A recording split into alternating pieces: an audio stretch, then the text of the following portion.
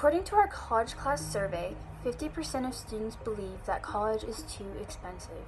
CNBC states that over 44 million Americans collectively hold nearly $1.5 trillion in student debt. That means that roughly 1 in 4 American adults are paying off student loans. Today, the argument regarding the cost of college has become more relevant than ever, and many Americans are wondering whether or not the benefits of college outweigh the cost. According to a scholarly journal written by Christopher Avery and Sarah Turner, Kamenetz argues that a combination of wage declines in entry-level jobs and increases in college tuition have placed many high school graduates in a no-win position, pressuring them to take on unmanageable levels of financial risk in the form of student loans. These unmanageable levels of student loans have ruined the lives of many individuals, so much in fact that a number of students have taken their own life. Jason Yoder was a 35-year-old male that graduated from Illinois State University in the summer of 2006. Jason had earned a bachelor's degree in organic chemistry at ISU and was a master's degree candidate. According to the Huffington Post, despite his degree, Jason found himself unable to get a job, completely unaware of how fast his loan debt balance was growing. After acquiring $100,000 in student loan debt, Jason had started to act differently, becoming more despondent than usual as if something was really upsetting him. Jan Yoder, Jason's mother, explained to the press in 2007 that she was concerned about her son's mood when he left the house without saying a word. The following morning, Jan had noticed that Jason did not come home, nor was he answering his phone. Concerned, she decided to show up at Illinois State University in the early morning to search for her son. A professor had run into Jan, aiding her in the search until the both of them discovered Jason Yoder's cold, lifeless body in one of the campus labs. The police were called at 8:30 a.m., but 32 minutes later, Jason was declared dead. After thorough examination, it was evident that the cause of Jason's death was suicide. Jason had wrapped a plastic bag around his head and filled his lungs with nitrogen asphyxiation. Coming from personal experience, I myself have never grown up in a wealthy family. For my entire life, money was always scarce, so being able to attend college fully covered through financial aid is a privilege to me, and I recognize that many people do not get that same opportunity. The add-up of student loans have proven to destroy credit scores and any further opportunity for work, causing steep debt that becomes nearly impossible to pay back. According to a scholarly journal written by James Sullivan and Melissa Towell, failure to understand loans used to finance college education can haunt students and families for years after graduation. Jason's death sparked attention all over the internet in 2007 to 2008, gaining both positive and negative attention. Many showed great sympathy by ranting against the student loan system, while others invoked the personal responsibility argument. The debt did not end here forever, however, for student debt collectors had started to blow up the Yonder phone lines, showing no sympathy when harassing them about the money their son still owed. According to the Chicago Sun-Times, Jan Yoder grew irritated when confronted by these calls. "You are part of the reason he took his own life," she told them, and then hung up the phone. "We have a problem with the cost of college education. We have a solution, the benefits we will receive in adopting this solution, and the action we must take now." Students shouldn't feel so helpless when it comes to something that should benefit their future. Jason shouldn't have felt like the only escape from his student loan-induced debt was death. According to Brendan Pingle of the Washington Examiner, the average amount of student loan debt per student in 2017 was $39,400. Looking at the average and how much I make as a full-time student while also working a part-time job, I can understand how difficult, frustrating, and stressful it must be to be in such a debt.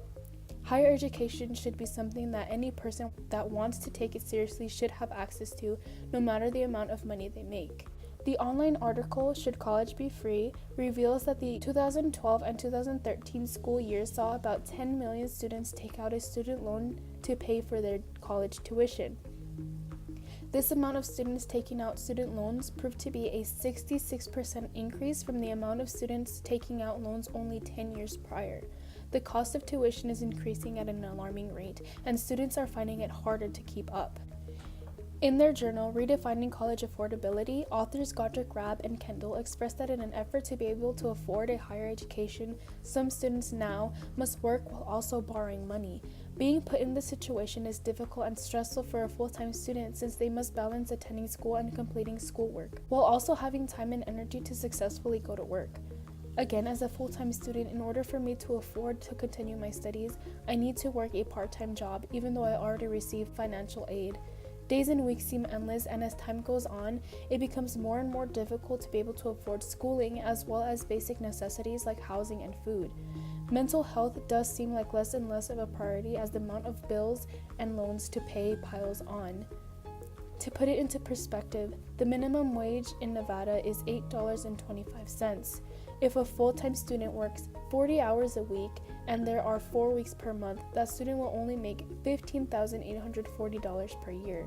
Looking at it now, the gap between what a student could be making and the loan of $39,400 is alarming. As Melander mentions in his journal, within the span of only 1 year, the amount of student loans borrowed skyrocketed from $53 billion in 2011 to $120 billion in 2012, with the cost of tuition increasing at over 3.5% annually, and the numbers are only growing. Average undergraduate tuition costs went from being about $6,000 a year to being over $10,000 per student. In 2009, 58 institutions charged $50,000 per student per year. In 2010 and 2011, that number only rose. Now, 99 colleges and universities in the United States charge $50,000 to attend. To add fuel to the fire, the cost of going to college is getting more and more expensive, even for the students with different majors who need to use different resources, and in turn technically should pay different amounts of tuition. As stated in the journal Higher Education, Jung Chol Shin and Sande Milton confirmed that the costs of colleges varied by major more than twofold, even though students paid the same tuition no matter their major. Meaning that an engineering student that used twice as many resources than, let's say, a mathematics major, still paid the same amount of tuition even though it cost twice as much to teach them. The list of problems with the cost of tuition is lengthy. We must fix the problems now before the story of Jason gets repeated and students fall more and more into debt for a future they dreamed of. Some of the pricey schools even cost upwards to $40,000 a year to cover tuition and fees, along with room and board. And that doesn't even account for things like books or transportation expenses. The average college graduate leaves school owing more than $37,000 from student loans, whether parents or students both bear the cost. The price of college degree has gone up considerably since 2007 to 2008 academic year in the United States. Student loan has also passed the $1 trillion mark. Now, what if college tuition could be free? Not for everyone, but for students attending public colleges and universities. According to a scholarly journal written by Wakini Joini, the current higher education subsidies from federal governments are enough to support such an overhaul. Of course, there are already a few colleges in the U.S. who have a tuition clauses for qualifying students. These colleges sometimes have religious affiliations, such as working a part-time or unpaid job at a campus. However, several countries currently have free tuition for higher education at public universities, either in the form of full or near full scholarships, or tuition covered outright. This include, but not limited to, Norway, Finland, France, Germany, Sweden, Denmark, Greece, Argentina, and Brazil. By making this possible, we need a program in which is funded by the state to make these tuition-free funds. State senators or state advocates, we need to make sure we have a sustainable source of funding. By making sure that funds are met, we could use a technique that other tuition-free colleges use. Lottery funds. If the governor sets aside $350 million in convertible trust for the program and invest it, that will enable the state to live up to its promise to students, and regardless of the political whims. Under the program, the state fund tuitions and fees are covered for 2 years at community colleges for full-time students after other financial aid is applied. As a condition to the program, students are required to work with a mentor to chart their pathway through their college experience. And in some cases, the state usually expands its offer to free college for adults in the state. This idea is by Tennessee Governor Bill Haslam, who started a free college program in 2015 after local communities had success with a religious scholarship. Major motivation behind the statewide program, said by Mike Crozo, the executive director of the Tennessee Higher Education Commission in Nashville, said that they wanted to improve the pipeline in Tennessee in hopes of attracting more business to the state. Hyper-local free college programs inspired officials to take up the idea at state level, as we the people should be able to have these programs started for those who want to go to university and further their education, and not let the cost stop them from getting an education. Like Jason, he pursued his education, he went for it, and the tremendous aftermath of it, of student loans and student debt, really got to him. He wasn't able to pay up for all the cost from his degree. And after that, we don't want college to be having a bad luggage behind us through our whole lives. We want college to be a way to get our career and start off with a new life and a new pathway to further our future, and not have luggage carrying it all behind for the next 30 years or 40 years till the day we die. We need to fix these, we need to get programs up and have community colleges start off as low as possible and go to higher education like universities. And by that time, we'll be able to have sustainable life and a healthy life, because that's what we need. By making college and university tuition free in here in America, we'll have a strong economy, strong democracy, and we'll have more educated people. As we see Jason's story, there are many more students that are taking their own life or making a suicide just because of financial problems for their college fees. According to Washington Post Scholarly Journal, average tuition at four-year college will increase 7% this school year, double the rate of inflation. Student aid is not increasing fast enough to plug the gap between tuition and family financials. So, I think that making college tuition free would benefit the students.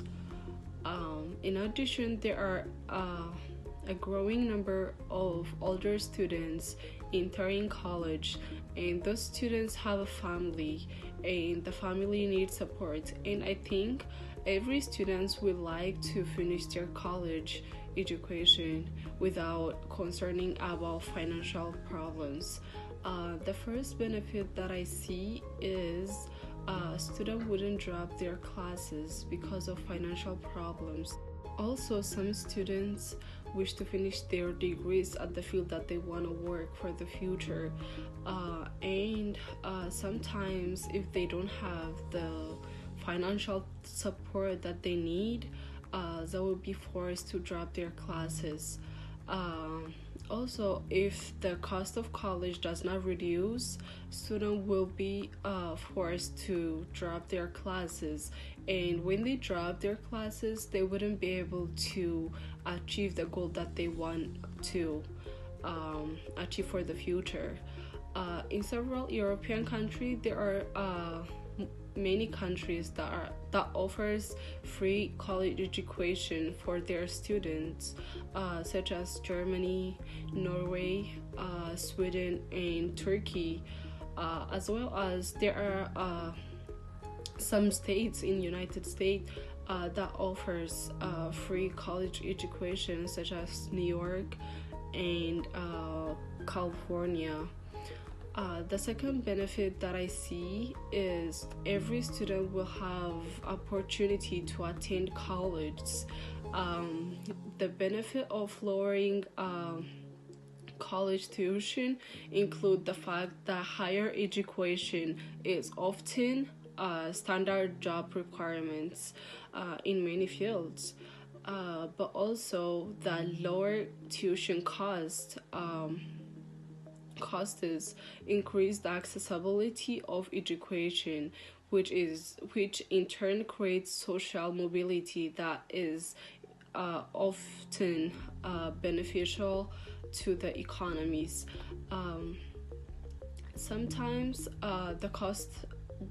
this cost is in addition to what the tuition, book, and supply are total expected to have to be dealt with students. But let us consider what the total cost of living and attending college would affect our financial incomes. The third benefit that I see if we have free college education is we will have more educated people.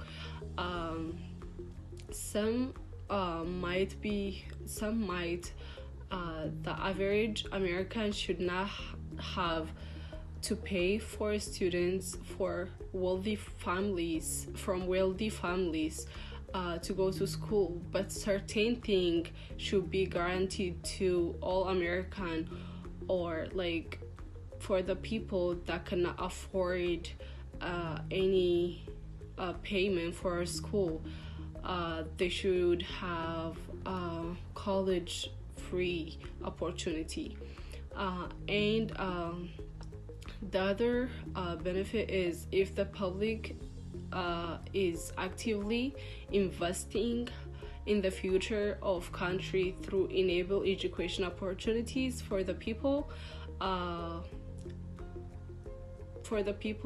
from all backgrounds.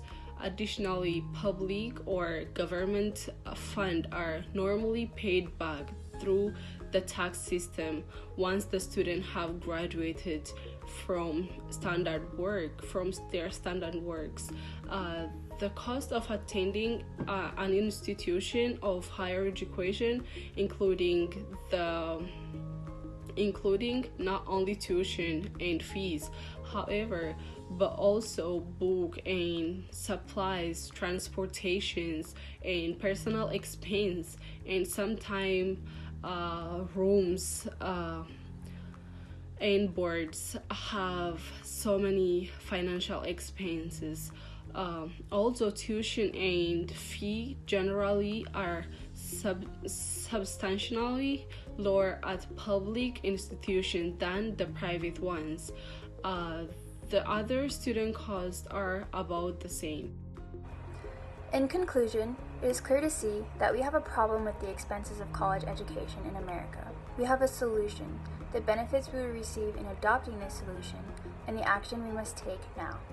Let Jason Yoder be an example to you, and try and put yourself in his shoes.